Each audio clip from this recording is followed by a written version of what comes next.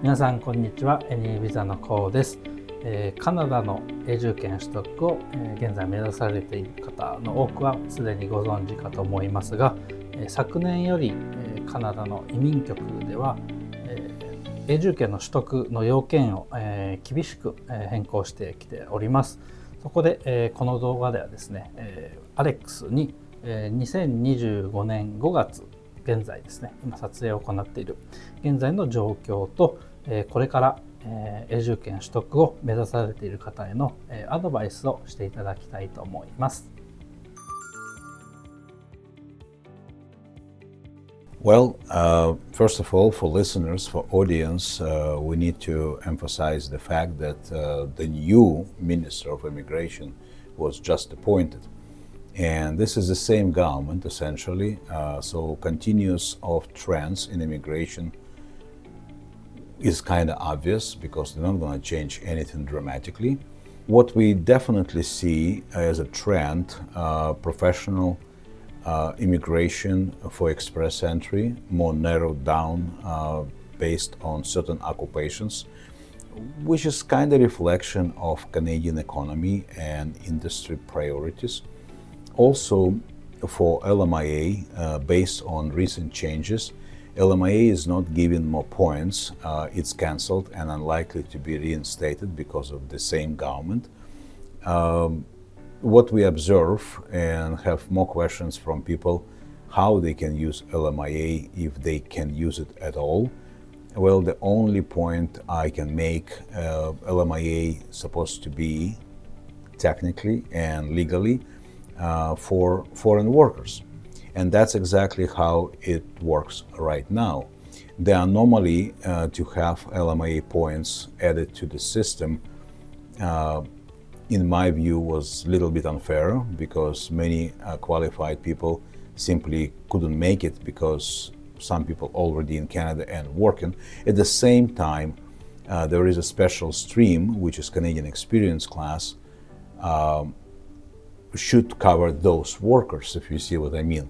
So now, in my view, it's more or less proportional because Canadian Experience class has own selection and regular Express Entry has own selection, untouched by LMIA preferences.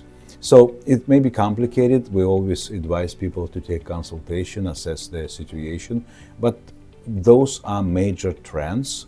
Definitely we expect something in the area of business immigration, maybe another modified startup visa in terms of what we have right now, slightly more sophisticated.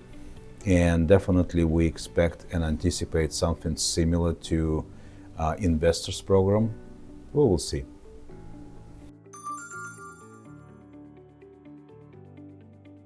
Well, I would like to start from the point which is kind of obvious. Canada is a country of immigrants. Canadian economy will not survive without immigrants.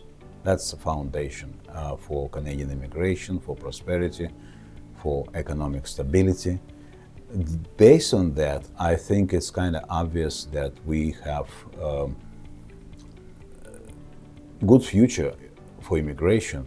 So my understanding, it should be straightforward, and we anticipate increase in numbers because right now they kind of moderate below acceptable level in terms of local economics, but next year may bring more immigrants because well, I guess recovery of economy is obvious. We just need to survive this economic downturn, which is caused by many events in the world.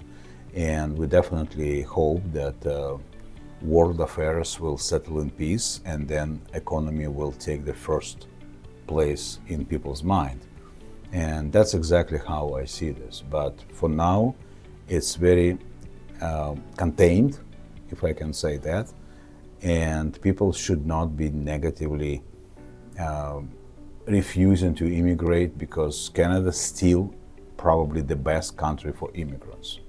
And I travel around the world, I can attest, this is the best country for immigrants due to many factors.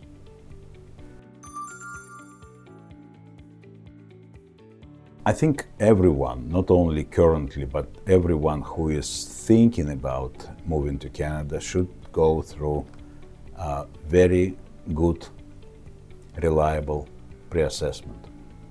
Because sometimes people jump to some consultant and some lawyer and ask for advice based on what they know, not the lawyer, not the consultant.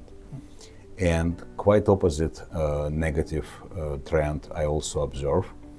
Many consultants and lawyers sell clients what they know. If you see what I mean, we're talking about independent, unbiased overview of potential. Because in my view, every client we meet, we can find a way. It depends on how much money they spend, how much money they invest, what they do, what they have to perform on, many factors, but at least they will have a clearer picture. Imagine, in Canada we have more than 80 programs. That means each person faces 80 pathways, literally. Inevitably they get confused and obviously losing hope, because if they don't know where to go, they just stay where they are. But if they have proper assessment, which we provide for free, by the way, we narrow down to 3-4 options, maybe 1-2, based on all the factors of this particular person. Because mistake of many to copycat somebody else's story. But every person is different. And I think that's exactly why we're so honest and open with clients, because we sometimes say, you have no hope, don't waste money. Because that's unfortunate, but it happens too. But at least people know the honest situation. So positive and absolutely optimistic view must be maintained. People never should lose hope, and like I said, we provide pre-assessment, giving people precise selection of options, and we usually qualify them by risk, time, and financing.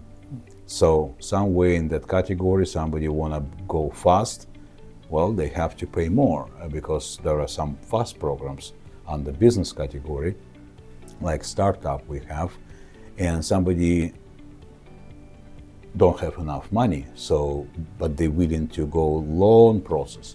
Well, we can see how we can help them too. But at least, like I said, that pre-assessment that we provide, I hope you can send the link in the video description, but that will help people to understand their potential in real terms. That's the best way to start. いかがだったでしょうか。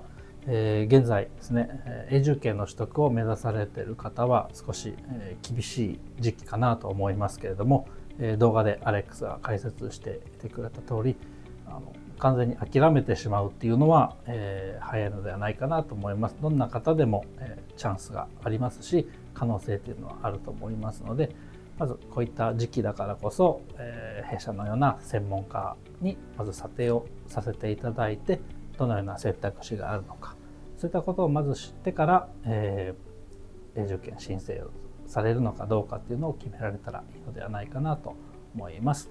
弊社のウェブサイトからですね、お気軽にお問い合わせをいただければ、査定の方をさせていただきますので、お気軽にお問い合わせください。それではありがとうございました。ありがとうございました。